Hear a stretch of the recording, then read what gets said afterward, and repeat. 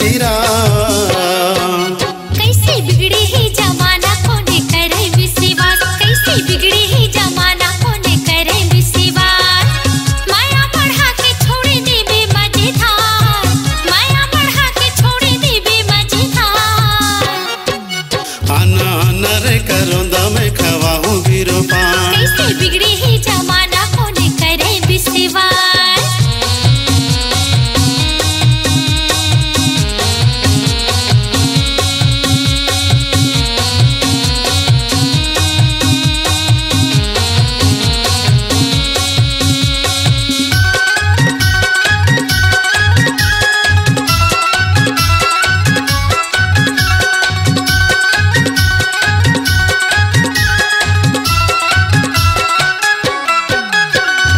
सोचे हो तोर संग माया बढ़ातेन, जिंदगी के सब सुखला मिल के बहातेन।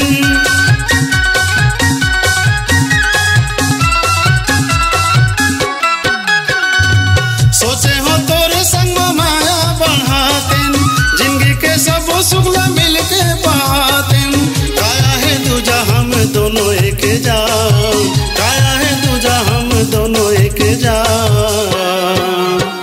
बिगड़े ही जमाना कोने करे विश्वास। आना आना रे करोंदा मैं खवाऊं बीरो पान।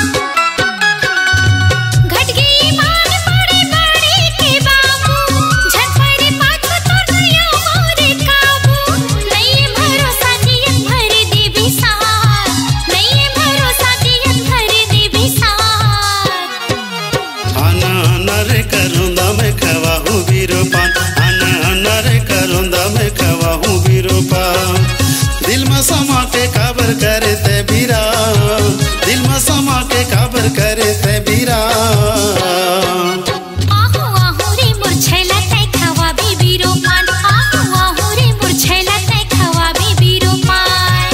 नहीं छोड़ो तोला मैं करत हूं करार, नहीं छोड़ो तोला मैं करत हूं करार।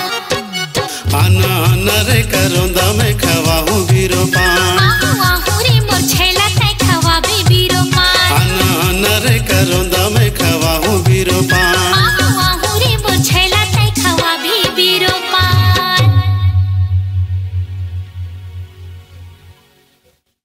अपनी आवाज को दीजिए एक नया मुकाम। डिजिटल रिकॉर्डिंग की दुनिया का जाना पहचाना नाम स्वरांजलि, जहां गूंजती हैं ध्वनियां अपनी माटी की सौंधी सुगंध के साथ। छत्तीसगढ़ी संगीत के विविध रंग जो पहुंचाते हैं पूरे प्रदेश में डिजिटल रिकॉर्डिंग के संग। स्वरांजलि स्टूडियो, नेमीचंद गली नंबर 2, गंजपारा, रायपुर।